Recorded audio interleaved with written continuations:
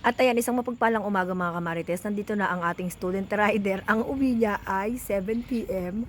Mabuti ay hindi siya inabutan ng raining men o hindi mo yan maipapasok at hindi pantay. Terereng. Ayan, buti hindi siya inabutan ng ulan.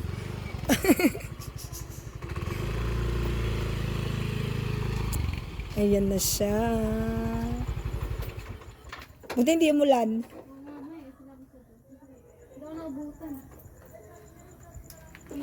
Ang sakit kasi ng ang ano mo kasi mag ano ng manibela eh.